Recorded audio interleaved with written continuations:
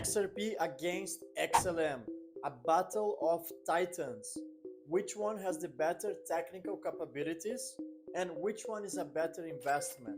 Stick to the end of this video, so I'm gonna get you through the major technical capabilities of both XRP and XLM, Ripple versus Stellar. We are gonna get into details about settlement time, transactions per second, partnerships, and much more. So let's get started.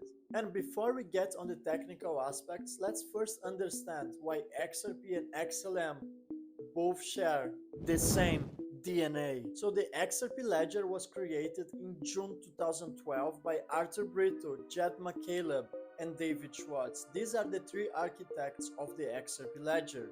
And just 2 years later, Jed McCaleb has left from Ripple, and in June 2014, he actually proceeded to create Stellar blockchain. So in one side we have RPCA, which stands for Ripple's Protocol Consensus Algorithm. In other hand, we have Stellar's Consensus Protocol. By the time I am recording this video, XRP is trading at $2.54 and Stellar is trading at just 31 cents. All this time they have said Stellar blockchain is just a fork from the XRP ledger. I disagree. Although they share some technical capabilities, they have a great performance when it comes to transactions per second, also for settlement time, way greater than Bitcoin, Ethereum, and Solana all together. However, they have different unique use cases, and that's what we're gonna get on details right now. So the first thing is that XRP is built for institutional use grade. In other words, built for institutional payments, banks replace nostro vostro accounts. XLM is designed for micropayments, retail use case, and peer-to-peer transactions. And then we have XRP's scope, which is focused on liquidity bridging between major financial systems and CBDCs. In the other side, XLM focus on financial inclusion, small-scale remittances, and its motto is literally bank the unbanked. I like to say that XRP is the rails for the new financial system and XLM aims for accessibility. So it's rails versus accessibility.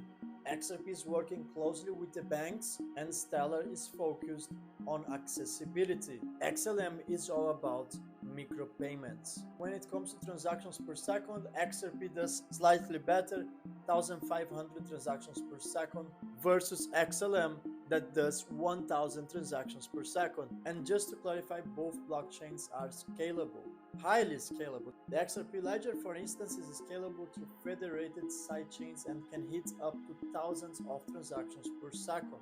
Now, of course, right now, if you go to see on the XRP ledger, you're gonna see about 500 to 600 transactions per second live on the ledger. Above 1,000 transactions per second was actually secured on Labs environment. Right now, there's not yet demand for thousands of transactions per second, but this blockchain is built for the future. I have seen studies where they have reached on the XRP ledger hundreds of thousands of transactions per second using federated sidechains, and that was made over a decade ago. So you can just wonder what they are keeping under the surface for the future. But when it comes to the supply, there is one slightly advantage of the XRP ledger is that XRP is a deflationary asset by default. Every transaction burns a small fraction of XRP on the XRP ledger. So we have 100 billion supply for XRP and we have 50 billion supply for XLM. Now there has been community burns on Stellar. They have to reach a consensus with the validators. And that's why the supply for Stellar has been decreasing over time, but not by default on the XRP ledger. That happens naturally with every single transaction that is executed on the XRP ledger. Now, when it comes to market cap, XRP's market cap is 15 times bigger than XLM. It's about 150 billion versus just 9 billion for XLM, or about 9 and 10 billion. The last time I checked, XLM's market cap is always oscillating between.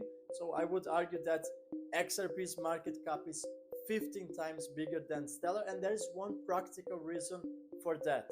And that exactly is the reason why, in my opinion, XRP is the king. There's no discussion about it, and that's exactly because XRP's on-demand liquidity, which by the way has been rebranded to Ripple Payments, already moves billions of dollars on the XRP ledger. And that's because hundreds of financial institutions have already adopted the XRP ledger, and they are doing that through RippleNet. Stellar is also not far behind.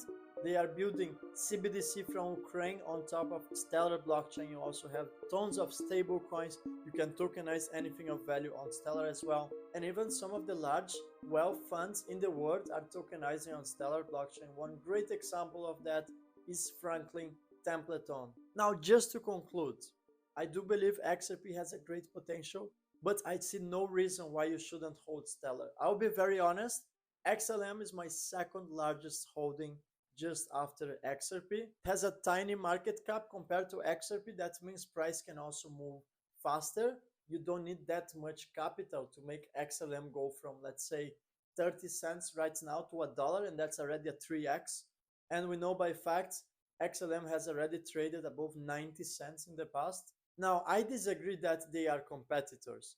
I fully believe XRP and XLM were founded for one single reason, and that's to bypass the competition laws in America. You couldn't have such a large company as Ripple to take over the entire financial system, but actually, for legal purposes, it was more intelligent for them to split up and create the rails for the new financial system in one side, with Ripple capturing all the financial institutions use case, cross-border transactions with all the great capabilities of the XRP ledger. And on the other side of the story, you have Stellar blockchain that takes over on micropayments, retail use case, and peer-to-peer transactions. Same DNA, same group behind the two entities, and the best technical capabilities in the entire crypto space. That's what happens when you have brilliant minds working on great projects. I use it to say that XLM is XRP's small sister, but I would argue it's more like king and queen energy. That's my video for today. Let me know in the comments what your price prediction for 2025 for both XRP and XLM, and which one do you prefer. Thank you. Gonna see you in the next video. Done.